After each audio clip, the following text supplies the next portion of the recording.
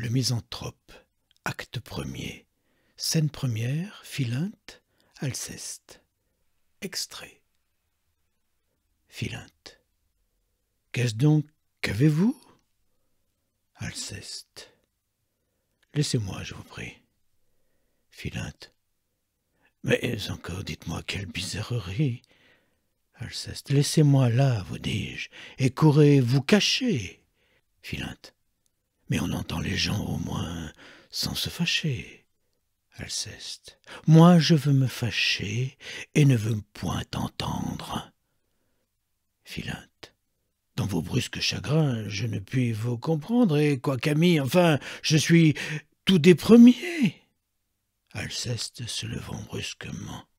Moi, votre ami, rayez cela de vos papiers. J'ai fait jusqu'ici profession de l'être. Mais après ce qu'en vous je viens de voir paraître, je vous déclare net que je ne le suis plus, et ne veux nulle place en des mœurs corrompues. Philinte. Je suis donc bien coupable, Alceste, à votre compte? Alceste. Allez, vous devriez mourir de pure honte. Une telle action ne saurait s'excuser, et tout homme d'honneur s'en doit scandaliser.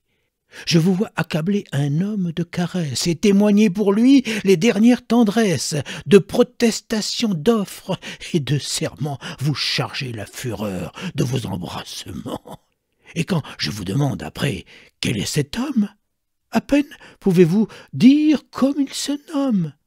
Votre chaleur pour lui tombe en vous séparant, et vous me le traitez à moi d'indifférent.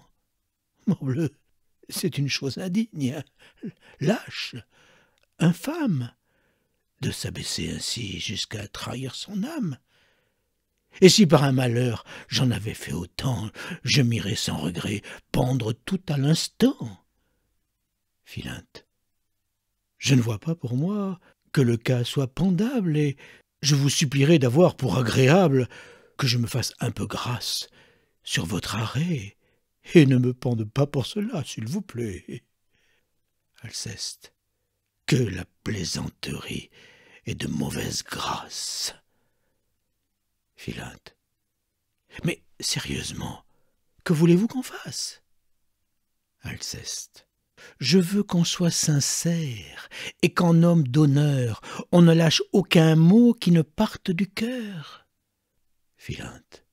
Lorsqu'un homme vous vient embrasser avec joie, il faut bien le payer de la même monnaie, répondre comme on peut à ses empressements, et rendre offre pour offre, et serment pour serment. Alceste.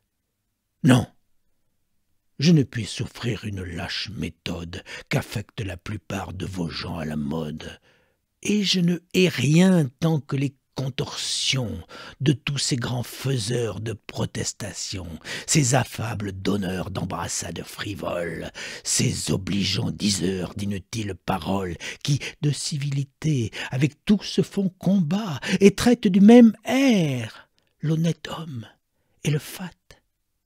Quel avantage a-t-on qu'un homme vous caresse, vous jure amitié, foi, zèle, estime, tendresse, et vous fasse de vous un éloge éclatant, lorsqu'au premier faquin il court en faire autant? Non, non, il n'est point d'âme un peu bien située qui veuille d'une estime ainsi prostituée. Et la plus glorieuse a des régals peu chers, dès qu'on voit qu'on nous mêle avec tout l'univers. Sur quelque préférence une estime se fonde, et c'est n'estimer rien qu'estimer tout le monde. Puisque vous y donnez dans ces vices du temps, morbleu, vous n'êtes pas pour être de mes gens. Je refuse d'un cœur la vaste complaisance qui ne fait de mérite aucune différence. Je veux qu'on me distingue, et pour le trancher net, l'ami du genre humain n'est point du tout mon fait. Philinte. Mais quand on est du monde, il faut bien que l'on rende quelque dehors civil que l'usage demande. Alceste. Non, vous dis-je, on devrait châtier sans pitié ce commerce honteux de semblant d'amitié.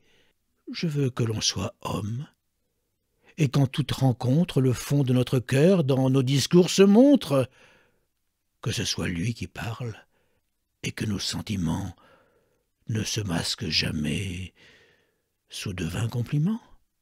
Philinte. Il est bien des endroits où la pleine franchise deviendrait ridicule et serait peu permise, et parfois, n'en déplaise à votre austère honneur, il est bon de cacher ce qu'on a dans le cœur.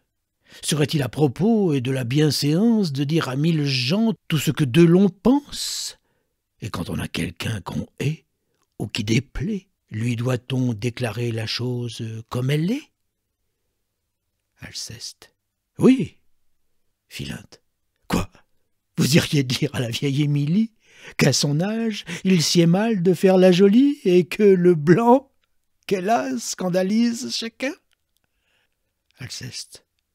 Sans doute. Philinte. À Dorylas, qu'il est trop importun et qu'il n'est à la cour oreille qui ne lasse à compter sa bravoure et l'éclat de sa race? Alceste. Fort bien. Philinte. Vous vous moquez. Alceste. Je ne me moque point, et je vais n'épargner personne sur ce point. Mes yeux sont trop blessés, et la cour et la ville ne m'offrent rien qu'objet à m'échauffer la bile. J'entre en une humeur noire, en un chagrin profond, quand je vois vivre entre eux les hommes comme ils font. Je ne trouve partout que lâche flatterie, qu'injustice, intérêt, trahison, fourberie. Je n'y puis plus tenir, j'enrage, et mon dessein est de rompre en visière à tout le genre humain.